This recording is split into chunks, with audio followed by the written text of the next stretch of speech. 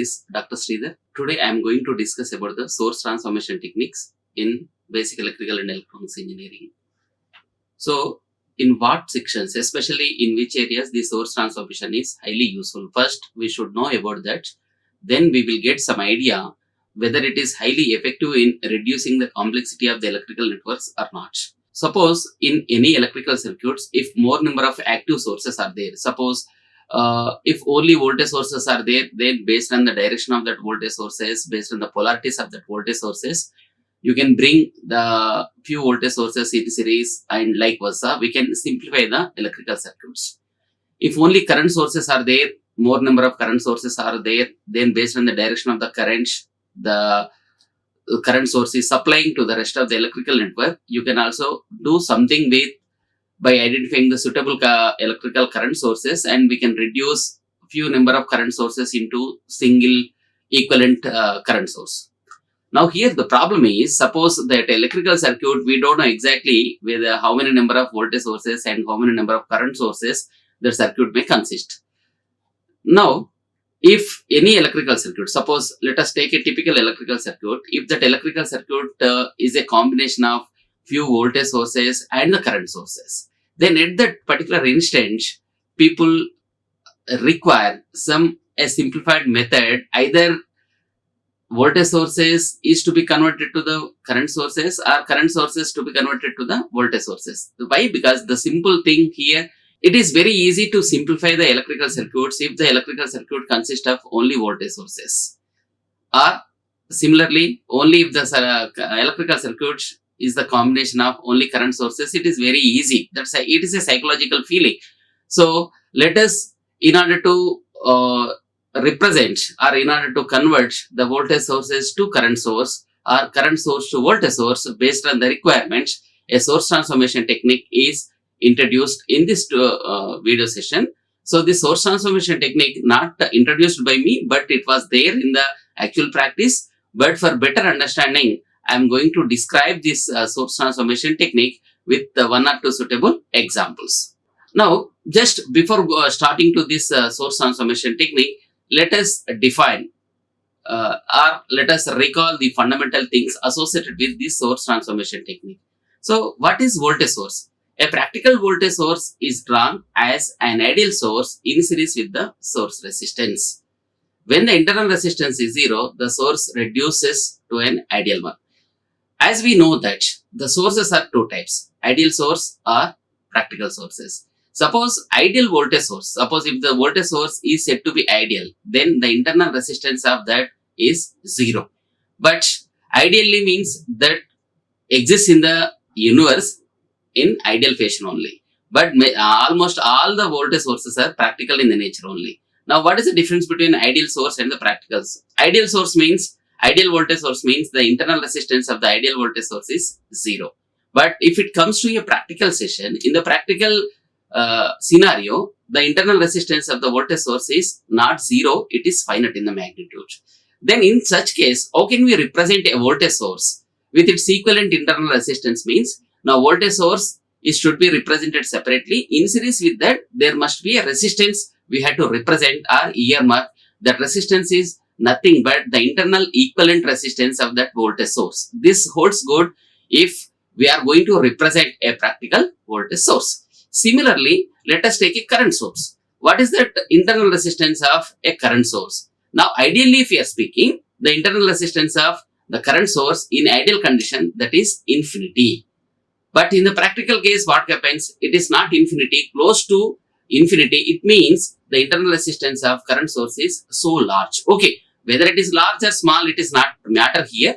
But practical current source can be represented with its internal resistance. But the connection of that resistance to be the connection of that internal resistance in current source equivalent representation, it must be in parallel to the current source. Now, just recall what is the difference between the voltage source representation and current source representation.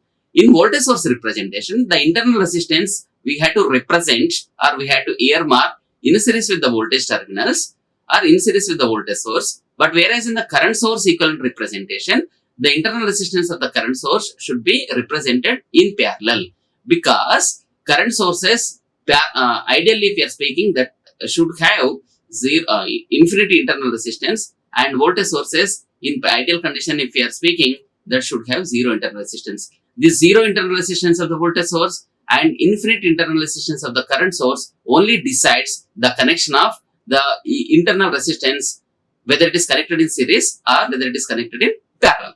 So this is about voltage source and current source. Let us take this simple concept, and this holds good. Now this simple concepts will helpful for us in converting the voltage sources to current or current sources to voltage source, vice versa. Now, what is the source conversions? Any voltage source with an internal resistance can be converted to an equivalent current source and vice versa by applying Ohm's law to the source. The source resistance Rs is the same for both. Now, whether you are converting voltage source to current source or current source to voltage source, the internal resistance is same. That internal resistance won't change here. That is the intention of this particular statement. To convert a voltage source to a current source, and how much of current value we have to take. That current value is nothing but Is is equal to Vs by Rs.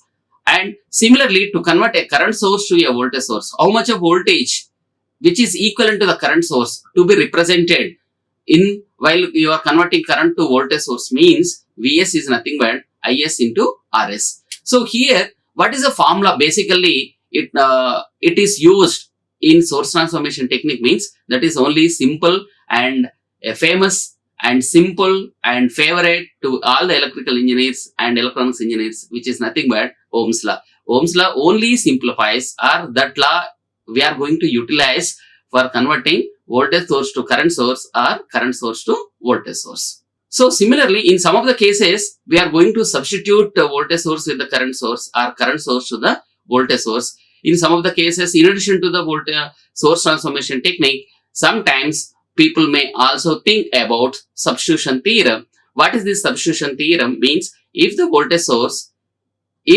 voltage or voltage source across and the current through any branch of a DC bilateral network is known, this branch can be replaced by any combination of elements that will maintain the same voltage across and current through the chosen branch.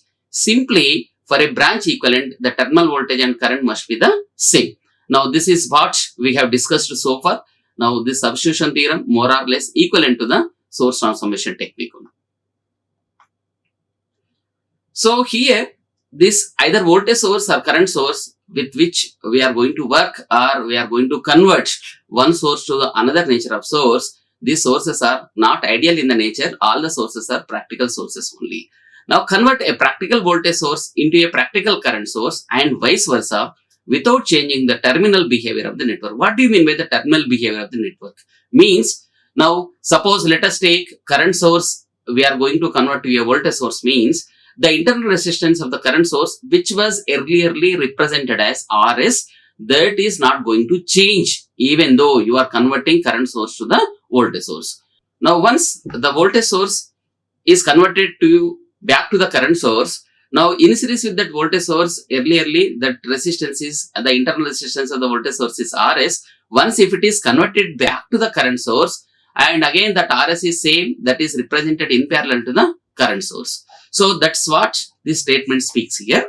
And voltage source is in series with the resistance can be converted into a current source in parallel with a resistance, and a current source in parallel with a resistance can be converted into a voltage source in series with a resistance. That's what we are thinking of. And just let us prove these simple statements with the help of some basic electrical portion of the network. Some portion of the electrical network let me take, and with the help of that particular portion of the electrical section, let us convert voltage source to the current source, or vice versa, that is current source to the voltage source. Now here in the first section, if you are speaking, the dotted box which is shown in the red dotted lines, that is having some Rs is the internal resistance of a voltage source Vs, and clearly that figure has been marked as voltage source, and I am going to convert this voltage source to a equivalent current source, that is earmarked separately in figure B, that is nothing but the current source. So if you are applying KVL or some any basic electrical theorem which with we are more convenient.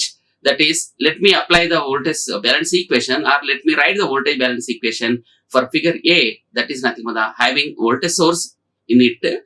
So that Vs is nothing but the drop across that resistance Rs, that is the internal resistance. How much of current it is flowing means, let me assume I or IL. Okay, no issues. Vs is equal to I into Rs plus the load voltage. Now here I am not going to calculate separately the drop across RL, because it was assumed that the drop across the internal resistance RL is load resistance RL is nothing but VL. So Vs is nothing but IRS plus VL, and if you are rearranging this equation by dividing the whole equation with RS, Vs by Rs is equal to I plus VL by Rs. So Vs by Rs is nothing but that was the equivalent of the source current. So Is is nothing but I plus IL. So what is this I here? What is this IL here?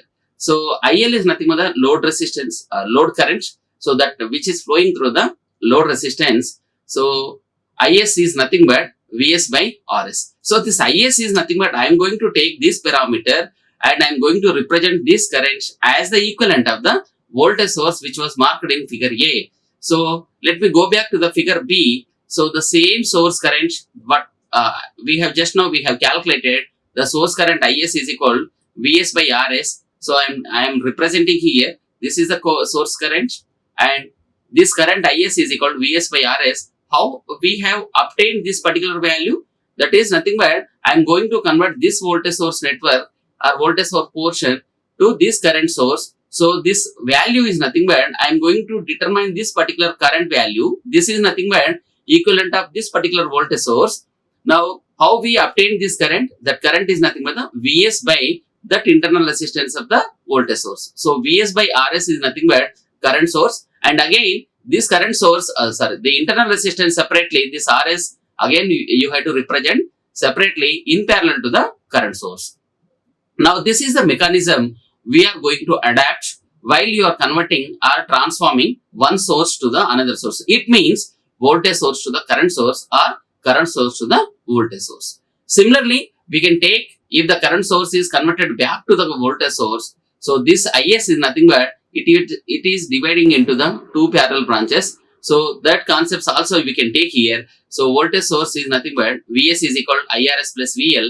Now here, in these two analysis, we are separately taking this load resistance. Now this causes a voltage drop of VL. Of course, in order to simplify this voltage source transformation technique, you need not take these load terminals also. Now in that cases, this VL disappears, and here this VL also disappears, and this IL, you need not take any IL current here. So like that also you can proceed. Anyhow, I am presenting here the simplified version of the source transformation technique with its key features.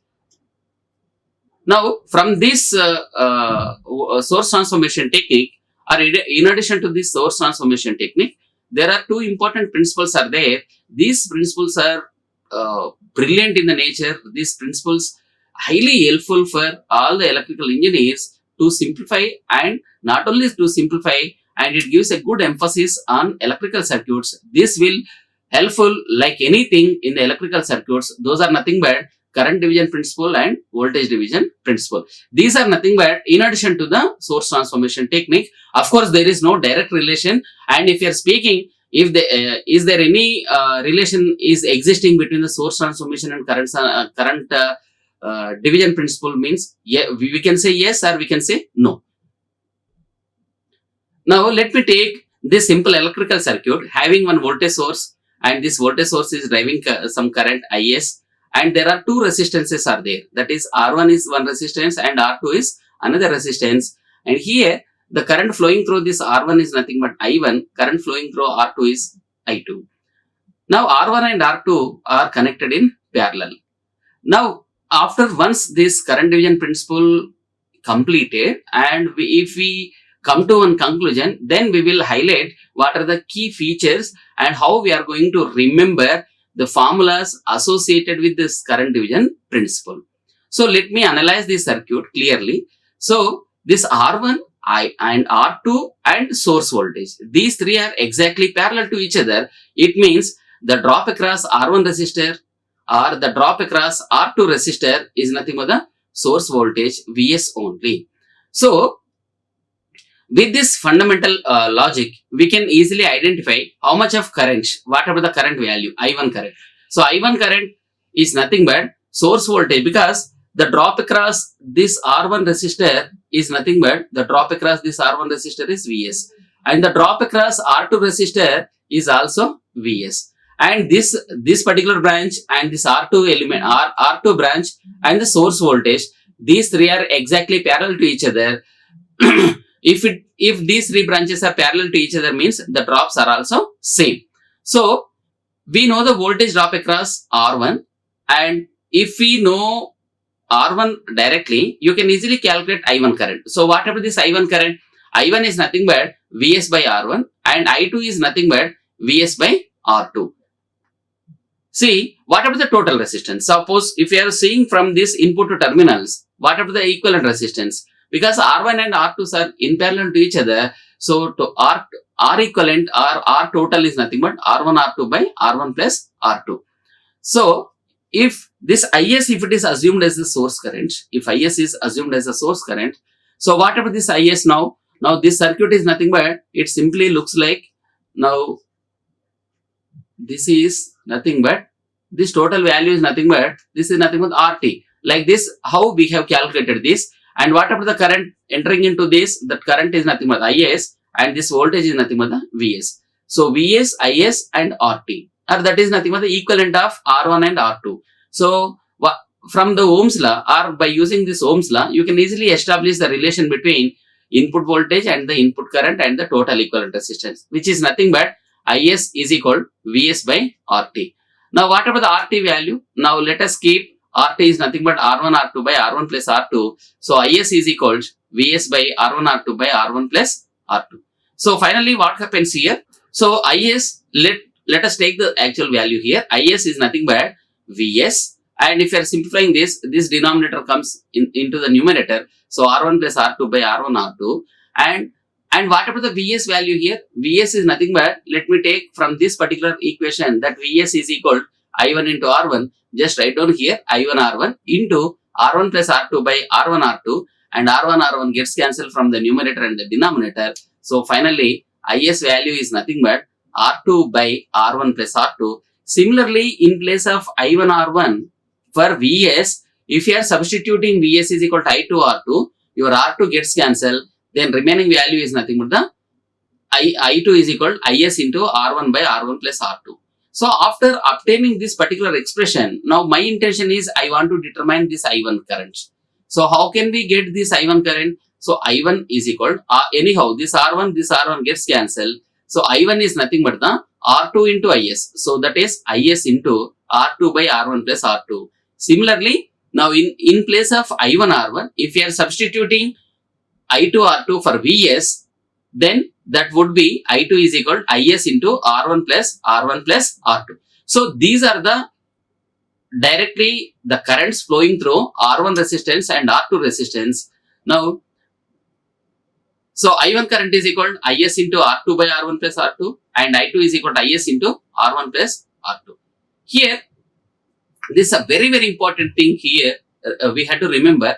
First and foremost thing is current division principle or current division rule. This only holds good if the resistances are connected in parallel. First and foremost thing is nothing but there must be a parallel connection among the resistors. So it means now this current division principle holds good because in its name only current division. So current has to be divided.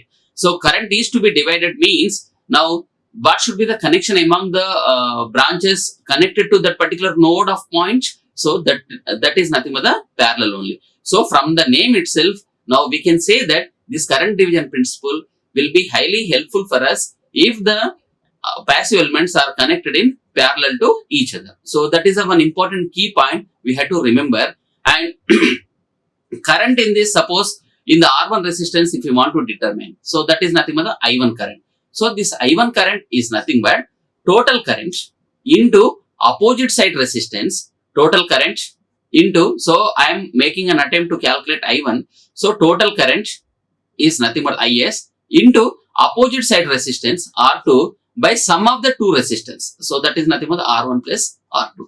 So this is, now just let me verify. So what about the I1 value? I1 is equal to Is into R2 by R1 plus R2. Similarly, this logic here holds good if you are taking any other resistance also. Now, suppose in the same manner, let me calculate the current in the second resistor R2. So that I2 is equal to Is into R1 by R1 plus R2. So this is the current division principle. So in addition to this, one more simplified technique, if voltage is dividing. So voltage is dividing means now this holds good for series connected circuits. So here let me take series connected electrical network having three resistors connected in series with respect to source voltage, and the source current is Is, and there are three resistors R1, R2, R3. So sum of these three resistors is equal to source voltage, and so what about the source current here? Source current is equal to Vs by total resistance. So Vs by total resistance is R1 plus R2 plus R3, which is also equal to Is is equal to Vs by RT.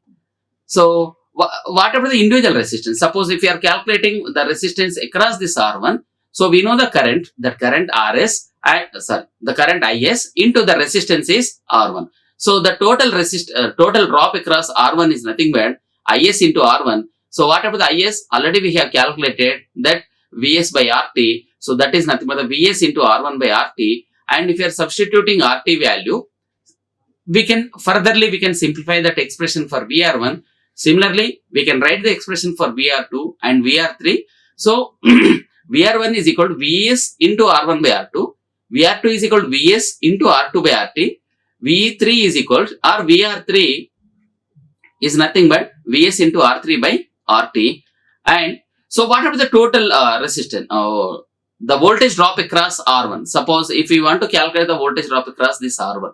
So what happens? The voltage drop across this R1 is equal to the total voltage, how much supplied voltage is there, into the self resistance to the sum of the remaining resistances. So that is VR1 is equal to, or the drop across this is nothing but total voltage into self resistance divided by the sum of the remaining resistance connected in that particular loop.